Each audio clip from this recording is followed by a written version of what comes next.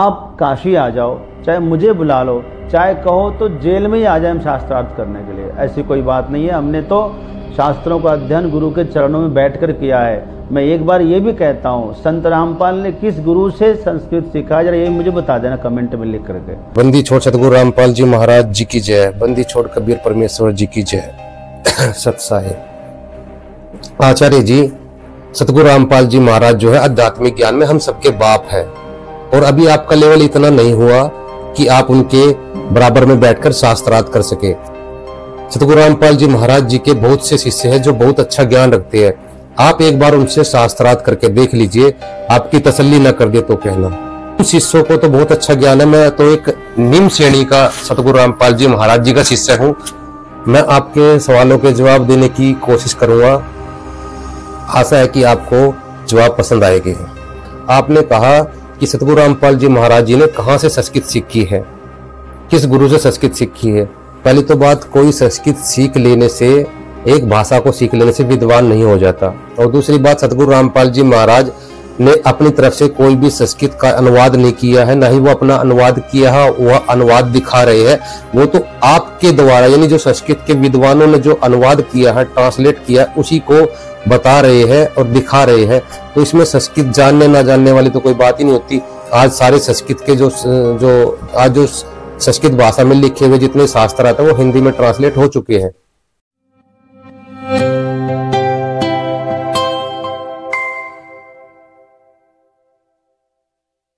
गुरु बनाओ, मुझे कहा आपने गुरु बनाओ, मैं गुरु बना चुका हूं। आपने नहीं बनाया है सही गुरु। जिसको आप तत्वदर्शी रामपाल, संत रामपाल गुरु कहते हैं, उन्होंने कौन से तत्व का दर्शन कर लिया है? हमें तो बड़ा आश्चर्य होता है। रामपाल जी महाराज जी के बारे में कहा, संत रामपाल जी महाराज ने कौन से तत्व का अनुभव कर लिया है। तत्वदर्शी संत की पहचान गीता में अध्याय 15 के श्लोक 1 से 4 में बताई गई है कि ऊर्ध्व मूलम अधः शाखम, यानी ऊपर को जड़ वाला, नीचे को शाखा वाला अविनाशी पीपल का वृक्ष है, जो इसके सभी विभाग यानी पाठ को बता देगा। वो तत्वदर्शी संत है, वो वेद के तात्पर्य को जानने वाला है। तो सतगुरु रामपाल जी महाराज वेद, गीता, इन सभी के तात्पर्य को जानने वाले हैं। वो तत्वदर्शी संत है। 600 साल पहले कबीर साहब ने एक दोहे में पूरी गीता का निष्कर्ष निकाल दिया था कि अक्षर पुरुष एक पेड़ है, निरंजन वाकी डार, तीनों देवा शाखा, ये पातरूप संसार। आज तक कोई बता पाया इस पूरे संसार रूपी पेड़ के सभी पार्ट, तना कौन भगवान है, जड़ कौन भगवान है, डार कौन भगवान है, और पात रूप क्या है, किसी ने बताया? तो सतगुरु रामपाल जी महाराज ने बताया। वही वेद और गीता के आधार से तत्वदर्शी संत है। संत कबीर साहब को भक्तमाल कार लिखते हैं संत नाभादास जी कि संत कबीरदास जी प्रहलाद जी के अवतार हैं, और उन्होंने उनके चमत्कारों का भी वर्णन किया। आज आप संत कबीर को परमात्मा घोषित कर रहे हैं। क्यों? जो परमात्मा है वो परमात्मा नहीं है क्या? एक बात और, अब तो संत रामपाल के जो सेवक हैं, ये संत रामपाल को ही परमात्मा कह रहे हैं। ये सब बहुत आए परमात्मा बनने वाले, बहुत चले गए। ऐसे ही आप इस थोथे ज्ञान में पड़ जाएंगे। वास्तव में आप लोग सब भटक गए हैं। देखिए, सतगुरु रामपाल जी महाराज जी ने कभी ये नहीं कहा कि मैं परमात्मा हूं, भगवान हूं। सतगुरु रामपाल जी महाराज जी ने यही कहा है कि मैं उनका दास हूं, परमात्मा का। और कबीर परमेश्वर का ज्ञान दिया सतगुरु रामपाल जी महाराज जी ने। कबीर साहब ने कहा है, गुरु गोविंद दो खड़े काके लागू पाए, बलिहारी गुरु आपने गोविंद दियो बताए। यानी अगर गुरु गोविंद साथ खड़े तो गुरु को ज्यादा महत्व देना है। इस कबीर साहब ने, कबीर परमात्मा ने यह बात खुद कही है। इसलिए सतगुरु रामपाल जी महाराज जी के शिष्य जो है गोविंद से ज्यादा गुरु को महत्व देते हैं। और आप कहते हो कबीर परमात्मा नहीं है, कबीर साहब परमात्मा है। ये वेद गवाही दे रहे हैं। वेदों में कबीर देव लिखा हुआ है और कुरान में कबीर लिखा हुआ है। कुरान के अंदर कुछ शर्तें बताई गई है कि जो इन शर्तों को पे खरा उतर जाए वो अल्लाह अकबर है। तो कुरान शरीफ की सभी शर्तों पे कबीर साहिब ही खरा उतरते, न राम उतरते, न ब्रह्मा, न विष्णु, न शिव, कोई भी कुरान की शर्तों पे खरा नहीं उतरते। दूसरी तरफ वेदों के अंदर कबीर देव कहा है कि वो परमात्मा कबीर देव है। और जो वेदों के अंदर कुछ शर्तें बताई गई है कि परमात्मा कुंवारी गाय का दूध पीता है, परमात्मा का हाड़ चाम का बना शरीर नहीं है, परमात्मा जो है स्त्रियों को नहीं भोगता है, तो उसके अंदर कुछ शर्तें बताई गई वेदों के अंदर। अगर आपके जो जिनको आप भगवान बता रहे हो, ब्रह्मा विष्णु शिव जी राम कृष्ण, उन वेदों की शर्तों पे खरा उतर जाए ना, तो हम उनको परमात्मा मान लेंगे। लेकिन नहीं उतर सकते, केवल कबीर ही है जो वेदों की सभी शर्तों पे खरा उतरते हैं और कुरान की सभी शर्तों पे खरा उतरते हैं। तो वेद और गीता बताएंगे कि कौन परमात्मा है। आप और हमारे कहने से नहीं पता लगेगा कि कौन परमात्मा है। ये तो और फैसला जनता शिक्षित है, जनता फैसला करेगी कि कौन परमात्मा है। सतगुरु रामपाल जी महाराज जी की जय। तो जो आपने कहा ना 15वां अध्याय 1 से 4 श्लोक, वो श्लोक आप भी पढ़ लीजिए। ऊर्ध्व मूल मद शाखम अश्वत्थम प्राहुरव्यम छंदांसि यस्य पर्णानि यस्तम वेद स वेद वेद। ये क्या है? ये संसार रूपी एक वृक्ष है जिसका मूल ऊपर की ओर है और शाखाएं नीचे की ओर है। मूल कौन है? हम सब के मूल परमात्मा है, वो ऊपर ही है। तो ये है कि जो पहले संसार रूपी इस ऊर्ध्व मूल वाले अधः शाखा वाले वृक्ष को जान लेता है, वही वेद को जान लेता है। आप भी जरा समझिए इस चीज को, क्योंकि जिस तरह से हम देखते हैं संसार को, संसार वैसा है नहीं। हाँ, और जानने के बाद ततः पदम तत्परिमार्गितव्यम, उसके बाद सच्चे सदगुरु से भेद जान करके उस परम तत्व की खोज करनी चाहिए उसको। आचार्य जी, आपने जो है ऊर्ध्व मूलम, ऊपर को जड़ का तो बता दिया, वो पूर्ण परमात्मा है। अधः शाखम, शाखा के बारे में भी आपने कुछ बताया, शाखा कौन है? जब जड़ पूर्ण परमात्मा है, शाखा कौन है? ये बात कौन बताएगा? हम बताते हैं शाखा कौन है। देखो, अगर आपको भागवत गीता समझनी है ना, तो भागवत गीता कोड वर्ड में है। उसके कोड जो है आपको कहीं भी ब्रह्मा विष्णु शिव जी कहीं लिखा नहीं मिलेगा। अगर आपको गीता को समझना है तो फॉर्मूला लगाना पड़ेगा। जैसे आप मूलधन ज्ञात करते हो तो उसमें फॉर्मूला लगाया जाता है, तो उस फॉर्मूला के बिना आप जो है मूलधन ज्ञात नहीं कर सकते। ठीक इसी प्रकार अगर आप भागवत गीता को समझना चाहते हो तो भागवत गीता के अंदर जो है आपको पता होना चाहिए ब्रह्मा विष्णु महेश को क्या कहा गया है। भागवत गीता के अंदर ना ही दुर्गा शब्द का प्रयोग किया गया है, ना ही ब्रह्मा विष्णु शिव जी का प्रयोग किया गया है। दुर्गा को प्रकृति कहते हैं और जो ब्रह्मा विष्णु शिव जी है उनको रजगुण सतगुण तमगुण कहा जाता है। ये देखिए मार्कंडे से प्रमाण दिखाते हैं, मार्कंडे पुराण में लिखा हुआ है। इस तरह मार्कंडे पुराण में लिखा हुआ है 131 पेज पे। और इस तरह स्वयंभू परमात्मा की 3 अवस्थाएं होती है, रजगुण प्रधान ब्रह्मा, तमोगुण प्रधान रुद्र यानी शिव और सतगुण प्रधान विश्वपालक विष्णु। यही 3 देवता है, यही 3 गुण है।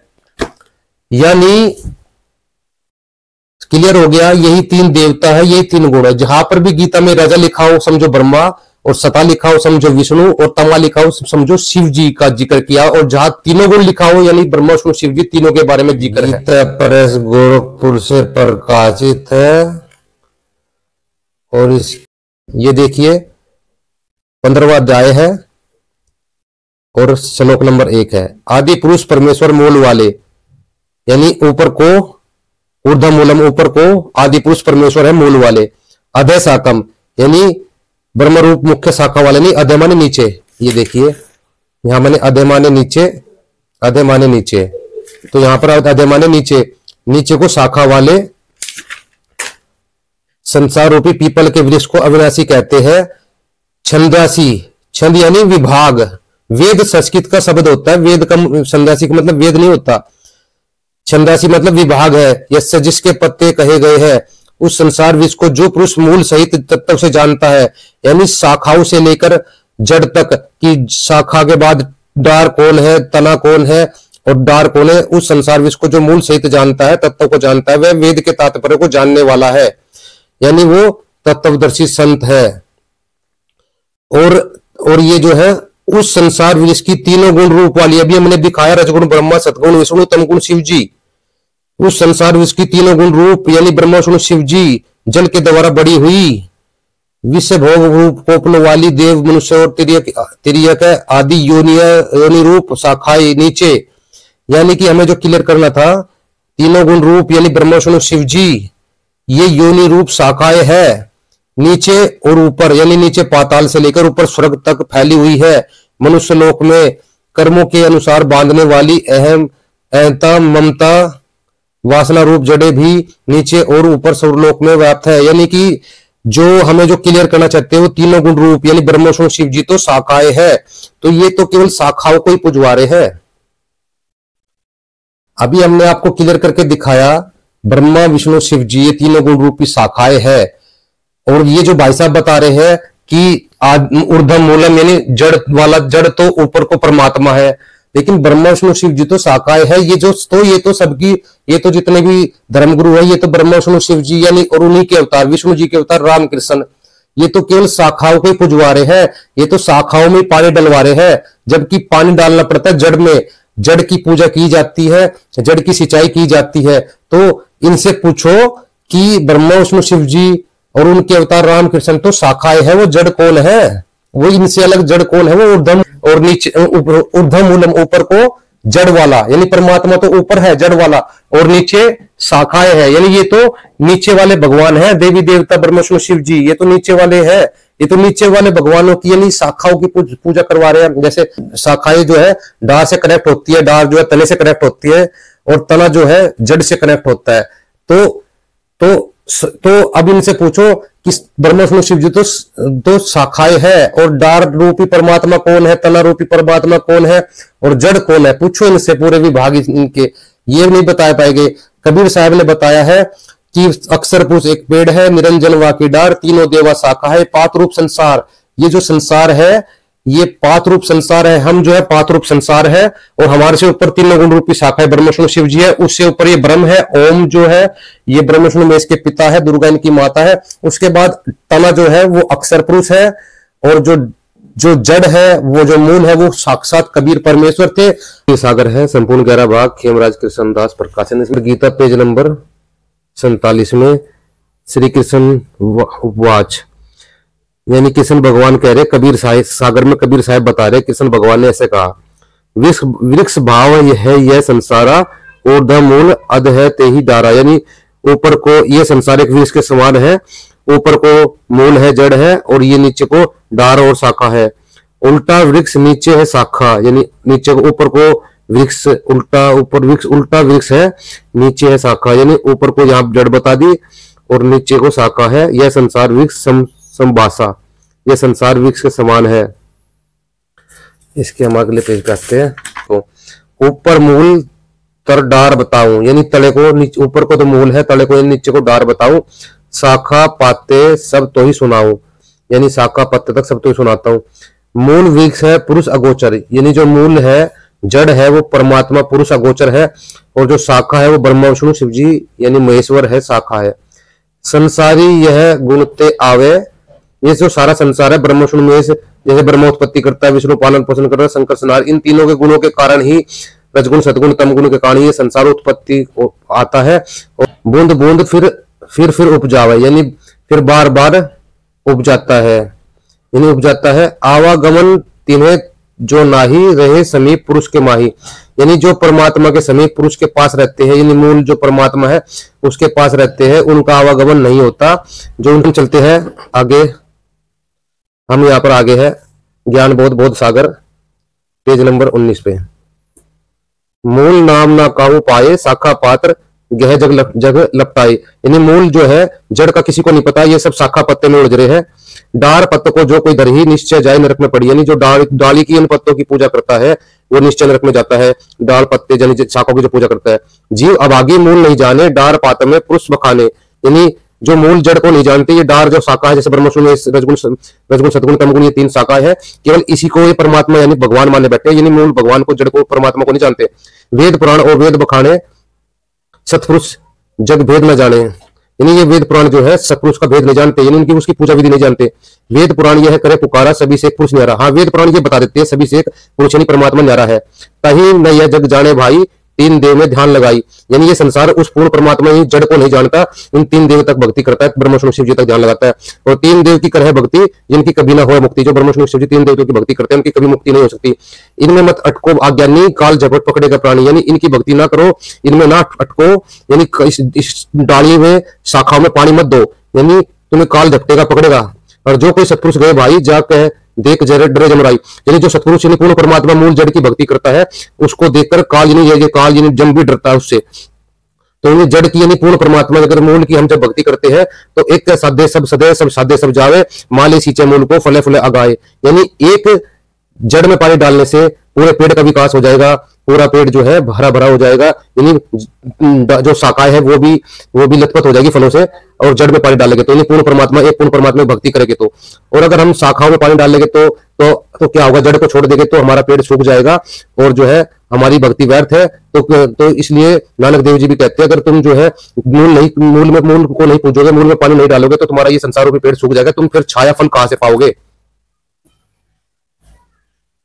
ये देखिए, ये वही श्रीमद् भागवत गीता है, गीता प्रेस से हमने यहां तक आपको पढ़ा दिया था।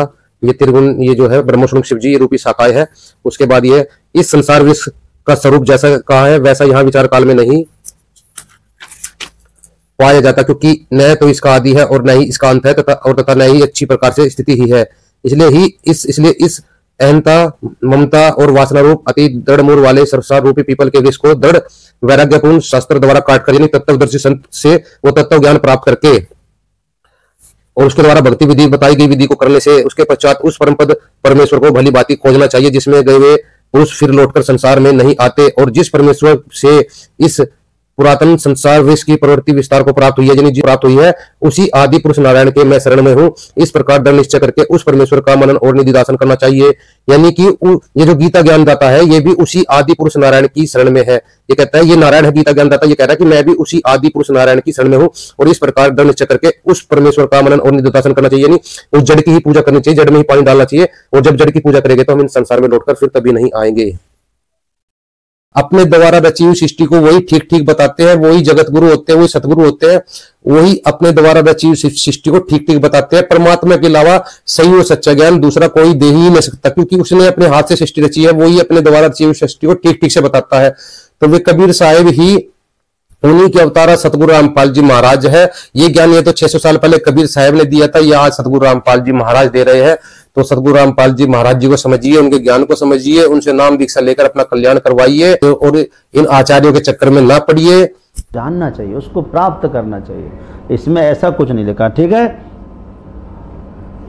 में लिखा है क्या तीनों देवों की पूजा लिखी है, यानी त्रिदेव ब्रह्मा विष्णु महेश की पूजा करनी चाहिए या नहीं करनी चाहिए, आपका यह प्रश्न है।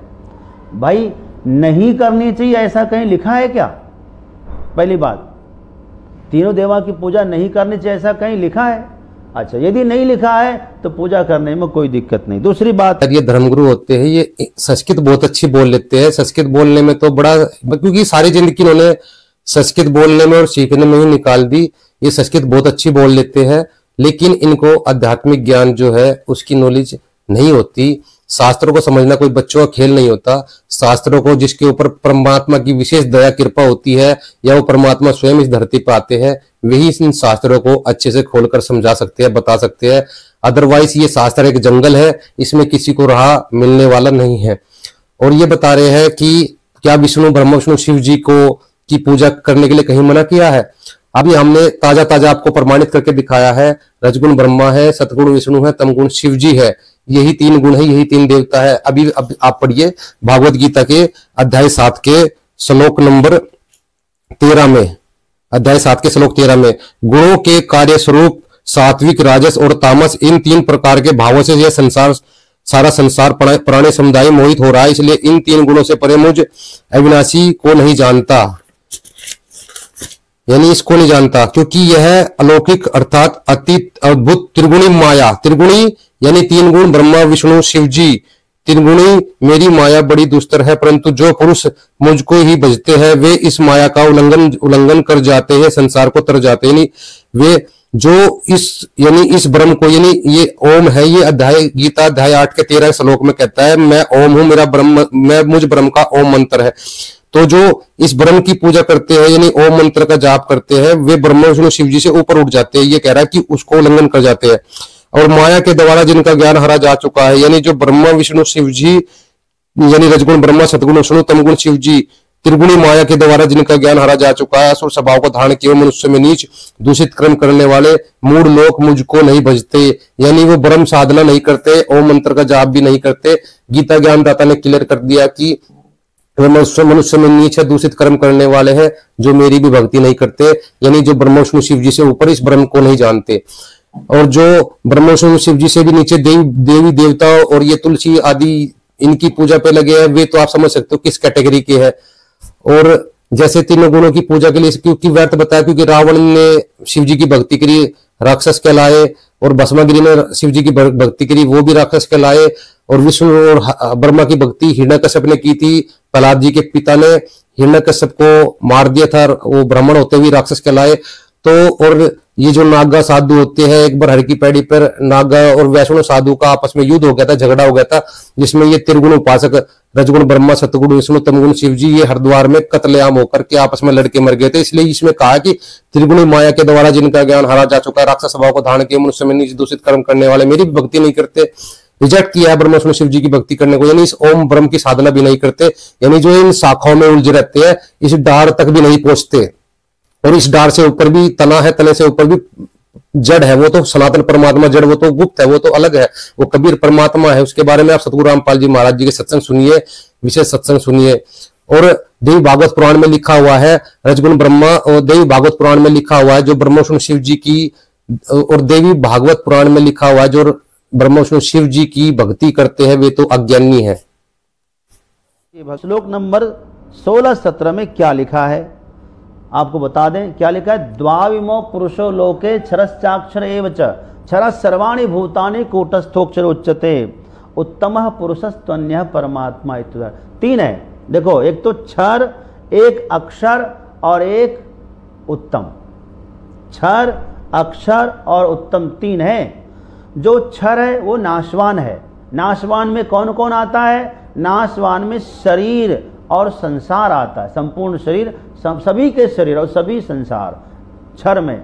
अक्षर कौन है? जो जीवात्मा है, जिसका नाश नहीं होता है, जिसके लिए भगवान ने कहा कि ममेवांशो जीवलोके जीवभूत सनातन, 15वां अध्याय का 15वां श्लोक, ममेवांशो जीवलोके जीवभूत सनातन, ईश्वर अंश जीव विनाशी चेतन अमल सह सुग्रासी। जिसके लिए क्या, वो कौन है? वह कूटस्थ है, वही अक्षर है। कूटस्थो अक्षर उच्यते। ठीक है जी। तो अब आइए, प्रथम क्या बताया? क्षर। मध्यम क्या बताया? अक्षर यानी जीवात्मा। भगवान श्री कृष्ण अंगुली निर्देश करके अर्जुन से कहते हैं तुम तो अक्षर हो, तुम जीवात्मा हो। और स्वयं अपने लिए क्या कहा? उत्तमः पुरुषः। और वास्तव में आपको यदि संस्कृत का ज्ञान है या कोई भी संस्कृत का एक अक्षर जानता होगा तो उनको इतना पता होगा कि प्रथम पुरुष, मध्यम पुरुष, उत्तम पुरुष, तीन पुरुष होते हैं। प्रथम पुरुष जो होता है वो थर्ड पर्सन के लिए होता है। ठीक है जी। क्षर संसार के लिए भगवान ने प्रथम पुरुष कह दिया। क्षर सर्वाणि भूतानि कूटस्थ अक्षर उच्यते। तू जो अर्जुन है तो कूटस्थ है, तो अक्षर है। अपने लिए अस्मद उत्तमः, अपने लिए उत्तम पुरुष का प्रयोग होता है। उत्तमः पुरुषस्त्वन्य, अपने लिए कहा। यदि आपको अन्य शब्द में डाउट है कि अन्य का मतलब होता है कोई और, तो आपको उसके आगे वाला श्लोक यानी 18वां श्लोक आपको जानना चाहिए। भगवान ने कहा 18वां श्लोक, यस्माच्छरमतीतो हम अक्षरादपि चोत्तमः। मैं क्षर से भी अलग हूं, अक्षरादपि चोत्तम, अक्षर से भी अलग हूं, है ना। यस्माच्छरमतीतो हम अक्षरादपि चोत्तमः अतोस्मि लोके वेदे च प्रतिता पुरुषोत्तमः। मैं क्षर से भी अलग हूं, और ऐसा नहीं कि क्षर से अलग हूं, नाशवान से अलग हूं तो जीवात्मा नहीं, जीवात्मा से भी अलग हूं, क्योंकि जीवात्मा अमर होते हुए अपने को मरण धर्मा मानता है, अविनाशी होते हुए अपने को विनाशी मानता है, माया मोह से ऊपर होने पर भी अपने को माया में मोहित बंधा हुआ मानता है। परमात्मा ऐसा नहीं मानते। इसलिए अक्षरादपि चोत्तम, इसलिए मैं तुमसे भी ऊपर हूं। इसीलिए लोग मुझे लोक में और वेद में उत्तम पुरुष कहते हैं, है ना। अतोस्मि लोके वेदे च प्रथितः पुरुषोत्तमः। मैं ही लोक में वेद में पुरुषोत्तम हूं। यो माम एवं असम्मूढ़ो जानाति पुरुषोत्तमम स सर्वविद भजति माम स सर्वभावेन भारत। 20वां नंबर श्लोक। जो व्यक्ति मुझे पुरुषोत्तम रूप से समझता है वही व्यक्ति सब कुछ जानता है। स सर्वविद। तो जब तक परमात्मा को, श्री कृष्ण को पुरुषोत्तम नहीं मानेंगे तब तक आप सब कुछ नहीं जानते। याद रखना, मैं तो कहता हूं आप कुछ नहीं जानते हैं। आचार्य जी, अध्याय 15 के 16-17 श्लोक को दोबारा ध्यान से पढ़िए। वहां पर पुरुष का अर्थ तो आपने बताया ही नहीं, आपने शरीर बता दिया नाशवान है, आत्मा अविनाशी है, ये तो सबको ही पता, लेकिन वहां पर पुरुष का जिक्र है, आपने पुरुष का जिक्र किया, पुरुष का अर्थ नहीं बताया, आपने पुरुष का अर्थ भी बता देते। पुरुष का अर्थ होता है परमात्मा। अभी क्लियर करके दिखाते हैं आपको। ये जो श्लोक है आचार्य जी आपको क्लियर नहीं बता पाएगा, और इनकी जो बातें आपको समझ में भी नहीं आएगी जिस तरह से समझ बता रहे हैं। और जो हम सतगुरु रामपाल जी महाराज जी ने जो ज्ञान बताया वो एक एक छोटे छोटे बच्चे को भी समझ में आ जाता है। गौरव पुरुष से प्रकाशित है ये वही।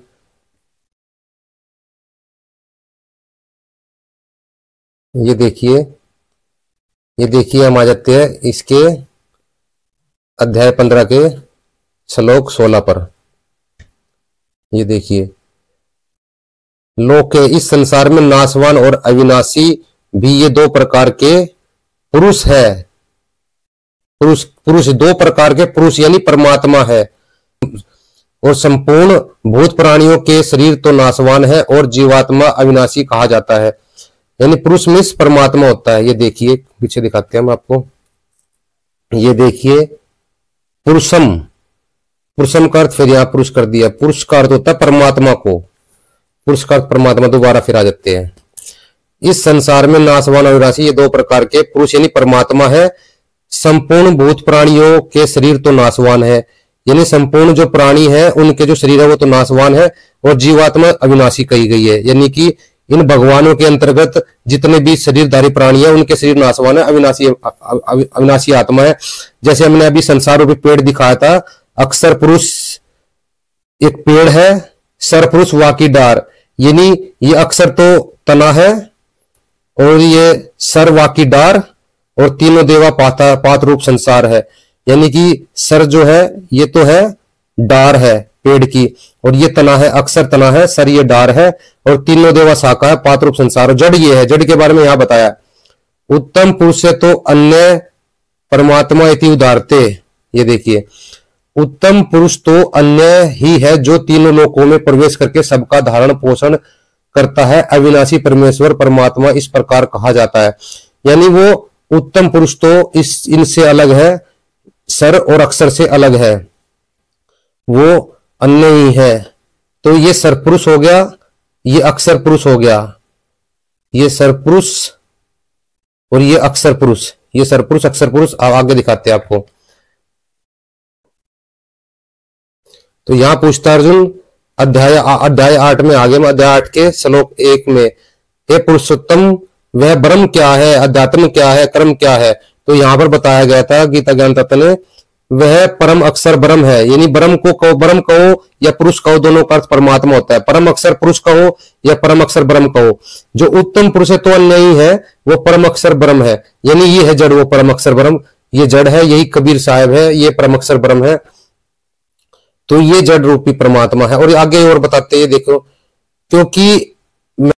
क्योंकि मैं जड़ और नाशवान वर्ग क्षेत्र में सर्वथा अतीत हूं और अविनाशी जीवात्मा से भी उत्तम हूं, इसलिए लोकवेद में यानी लोकवेद यानी सुने सुनाए ज्ञान के आधार से मैं पुरुषोत्तम नाम से प्रसिद्ध हूं।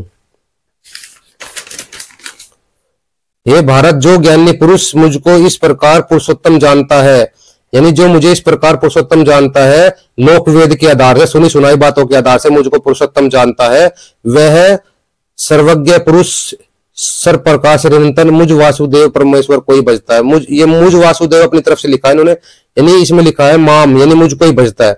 यानी जो लोकवेद के आधार से सुनी सुनाई बातों के आधार से ये जानता है कि मैं पुरुषोत्तम हूं, तो वो केवल मुझे ही भजता है। और जिनको पता लग गया तत्वदर्शी ज्ञान के आधार से कि उत्तम पुरुष तो अन्य ही है, तो वे उस उत्तम पुरुष को यानी उस पूर्ण परमात्मा को भजते हैं। वो इसको गीता ज्ञानदाता को नहीं भजते, वो जड़ी में पानी डालते हैं, वो टहनी पत्तों में या शाखाओं में पानी डालते हैं। सतगुरु रामपाल जी महाराज एक आम मानव मत समझिए, यही आपकी भूल है। उनका जो ज्ञान है, दिव्य ज्ञान है, उनसे नाम दीक्षा लेकर अपना कल्याण करवाइए।